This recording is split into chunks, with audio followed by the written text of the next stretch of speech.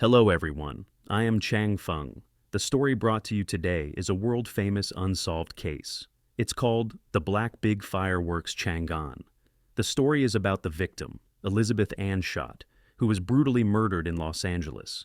Because the murderer's killing methods were shocking, even police investigators were frightened by the scene at that time.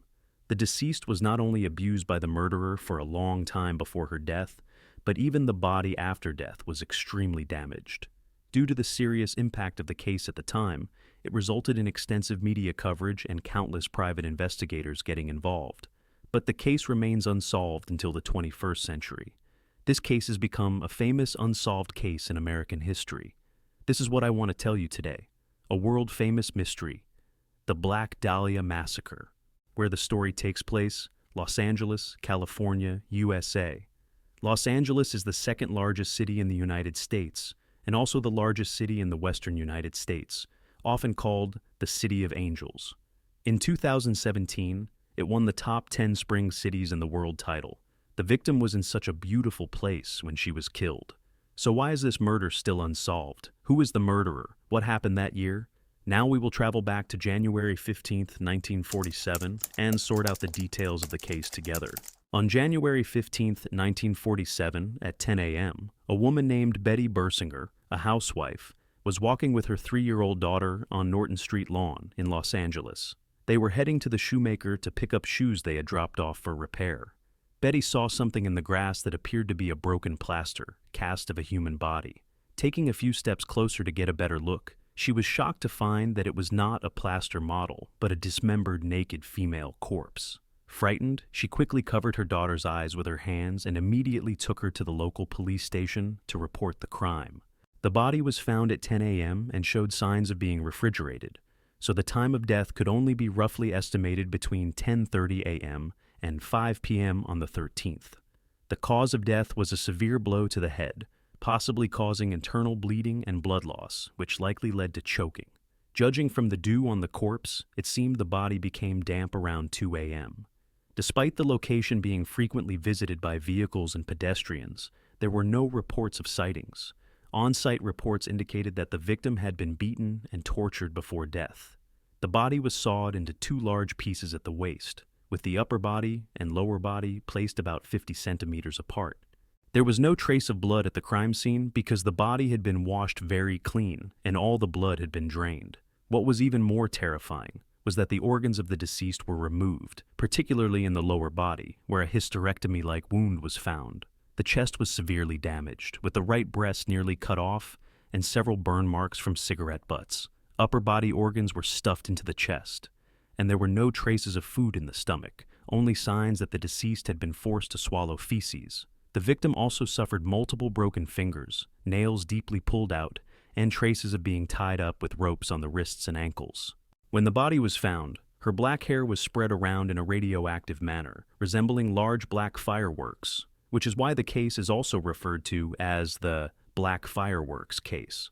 Due to the severe damage to the body, the police could only collect evidence from the victim's fingerprints and sent them, along with photos of the body, to the FBI headquarters. The identity of the victim was confirmed: Elizabeth Ann Schott, also known as Betty. She was 22 years old, 171 centimeters tall, and weighed 51.2 kilograms. She had blue eyes and originally brown hair, which she had dyed black. She was born on July 29, 1924, in Hyde Park, Massachusetts, USA, and was one of 5 daughters in her family, ranked 3rd. Her father, Cleo Schott, had pretended to commit suicide and run away to California when she was very young, leaving her to grow up in a single-parent family. Years later, her father contacted her mother to reconcile, but his mother rejected him. Betty moved to Miami at 16 in 1940, where she attended school for a while before dropping out. She then started working as a hotel waitress. Betty was very beautiful, and at 16 she became even more charming, imitating the idol of the time, Invisible Diana.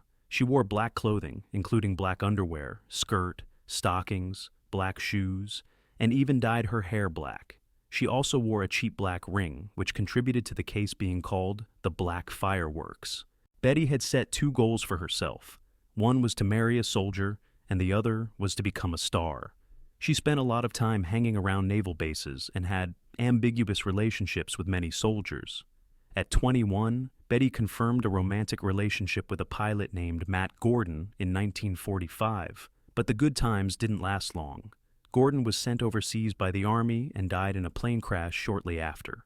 After his death, Betty's second ideal of becoming a star became her focus, and she wandered Hollywood streets for a long time. He knows he has a pretty face, a good figure, and dresses up every day. He fantasizes about being discovered by a talent scout one day so that he can embark on the road to stardom. But actually, being a star is not as simple as he thought. It's even more because of his own extravagance and laziness. As a result, he often cannot make ends meet, and even had nothing to eat most of the time. Sometimes he couldn't even afford $1 a night for accommodation. In the end, he had no choice but to sell his body in exchange for food or a bed for the night. It can be said that during this period of time, life was miserable behind the scenes. And this life lasted for 2 years.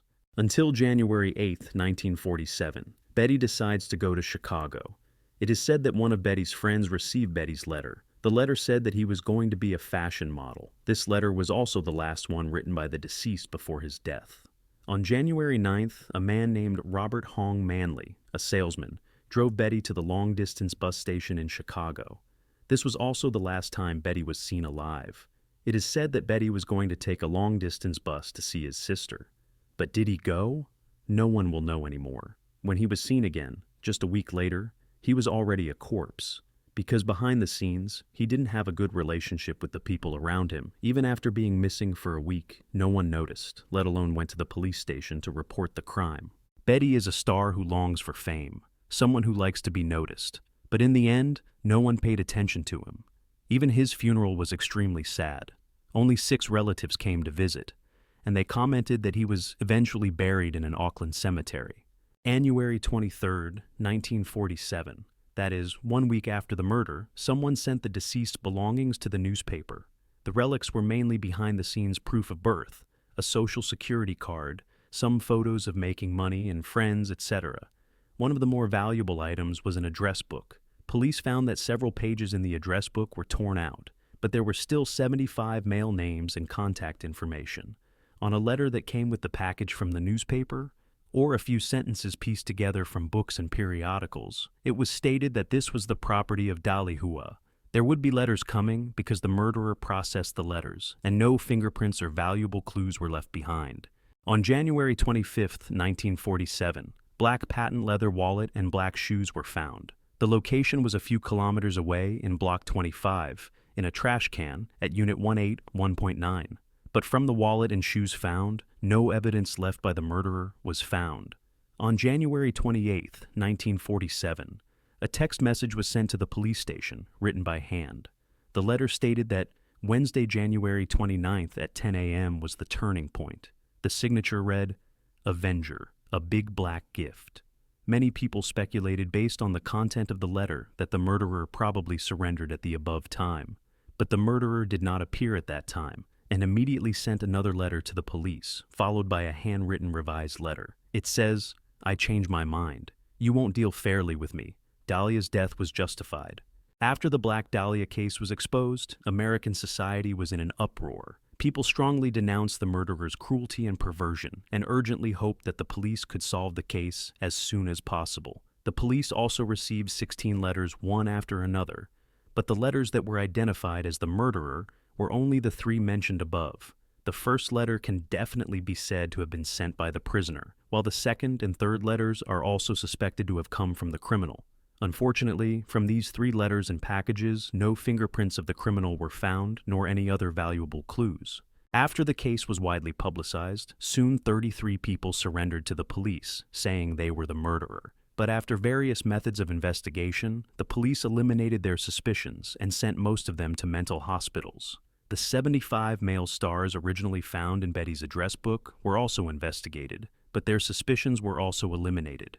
Even Robert, who finally met Betty, was interrogated and given polygraph tests, and suspicion was finally ruled out. The police considered that many cross-sections of the victim's body were very neat, which suggested that the knife used by the murderer was very sharp. Finding such a sharp knife is not easy, but the police thought a scalpel might be the best option. They suspected that the murderer must be someone in the medical field, perhaps a doctor, or a medical student. Investigations were conducted with nearby hospitals and medical schools, but unfortunately, no suspect was found.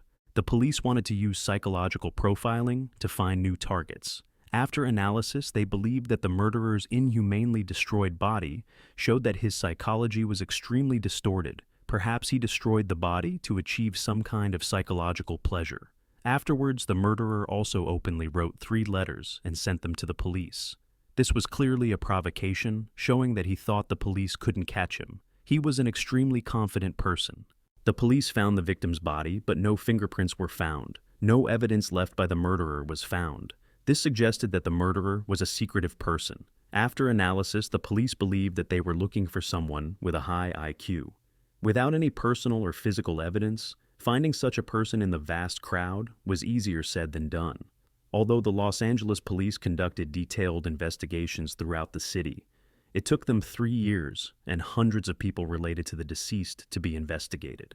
But despite cracking some new leads, unfortunately, there was insufficient evidence and these cases slowly cooled down. In 2013, more than 60 years after the case, retired Los Angeles police detective Steve Hodel, at 71, published a shocking book titled Black Lotus. In the book, he claims that there are various signs suggesting that his father, the surgeon George Hodel, was the murderer of the Black Dahlia case. He discovered that his father had some pictures of Elizabeth, indicating that the two had a history together. George had been influential during his lifetime, rich, powerful, and carefree, and had held many parties in Los Angeles, most of which were attended by Hollywood actresses, including Betty. George had a reputation for abusing his girlfriend and even rumors that he had killed someone. Of course, the police suspected him, but when investigating him, someone protected him and spared him from interrogation. Later, in 1950, when the police were preparing to interrogate George again regarding the Black Dahlia case, it was too late. George had fled to the Philippines, where he remained until his death of old age. This is indeed suspicious, as Elizabeth's body was cut neatly, and the handling of the internal organs was very professional. George was a trained surgeon and had a professional set of surgical knives, along with extensive experience in surgery. However, none of these facts constitute direct evidence of his involvement in the case. Therefore, the truth remains uncertain. Some things might always remain a mystery. Alright, this is the world-famous Black Dahlia case. If you like this video, remember to follow me, Michael Vincent. See you next time.